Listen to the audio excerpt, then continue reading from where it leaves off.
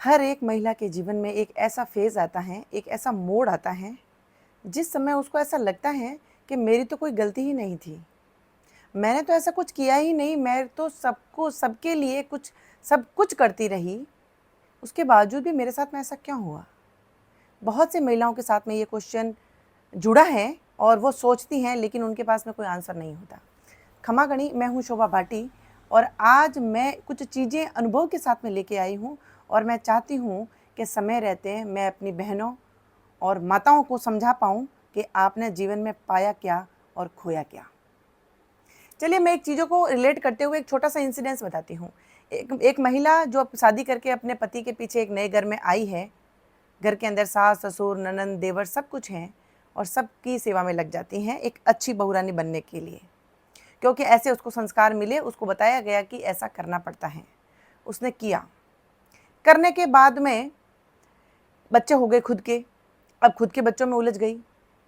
करते करते करते करते हस्बैंड की ड्रिंक की आदत थी।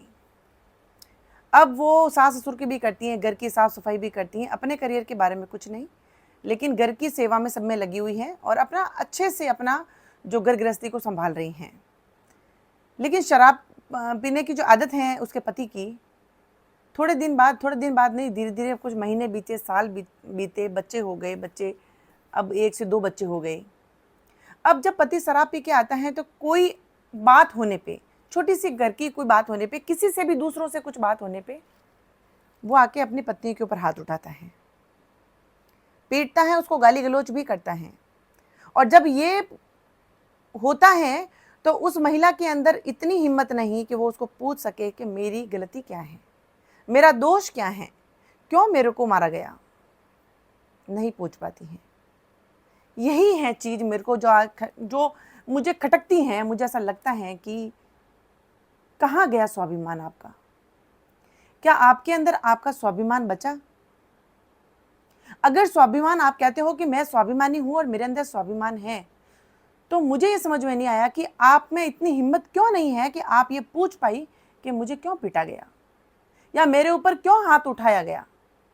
और उसके बाद में अगर पति ने ये बोल दिया कि मेरा दिमाग खराब था, मेरा किसी से झगड़ा हो गया था, तो आपने जिससे झगड़ा हुआ उसके ऊपर हाथ क्यों नहीं उठाया, मेरे ऊपर क्यों?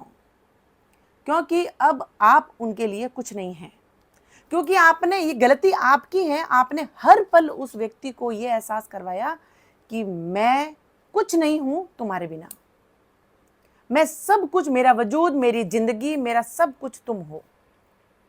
जब किसी को जरूर से ज्यादा इज्जत मिल जाती है तो उसको हजम नहीं होती।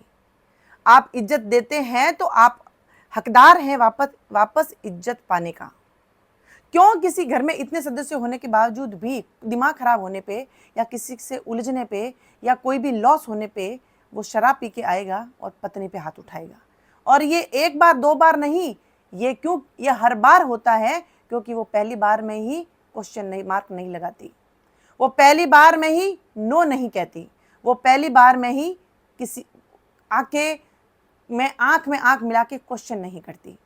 ऐसी मैं बहुत सी महिलाओं को देखती हूँ कि वो उनके साथ में होता है। मैं बात करने आई हूँ स्वाभिमान की। अगर आपके पास में आपका कुछ नहीं बचा है, अगर स्वाभिमान बच गया है, तो स्वाभिमान से व्यक्ति वापस खड़ा हो सकता है। आप कहती हैं कि आपको स्वाभिमान की जरूरत नहीं है, तो क्या मुझे ये बताइए कि धरती के ऊपर जो हमने जन्म लिया, क्या सिर्फ और सिर्फ सबकी रिस्पॉन्सिबिलिटी उठाने के लिए लिया, जिम्मेदारी उठाने के लिए लिया? मैं उन महिलाओं को बताना चाहती हूँ कि प्रकृति के ऊपर, धरती के ऊपर एक संतुलन बना रहे, इसीलिए परिवार बना दिए गए हैं, लेकिन इसका मतलब ये नहीं है कि हम सिर्फ और सिर्फ सबकी जिम्मेदारियां उठाते उठाते अपनी कमर तोड़ दें और लास्ट में ये पूछा जाए कि क्या किया गया। हम इस धरती के ऊपर कर्म करने आए हैं, पुरुषार्थ करने आए हैं, इसीलिए पुरुषार्थ करिए और अपने साथ हुए नाइंसाफी को रोकिए और स्वाभिमान को बचा के रखें, क्योंकि आज अगर आपने क्वेश्चन नहीं किया तो कभी नहीं कर पाएगी, क्योंकि अपने हक की लड़ाई खुद को लड़नी पड़ती है, कोई और नहीं लड़ेगा। जब अपने लिए आप ही नहीं लड़ रही हो तो कौन लड़ेगा? इसीलिए स्वाभिमान बचा के रखें, सब कुछ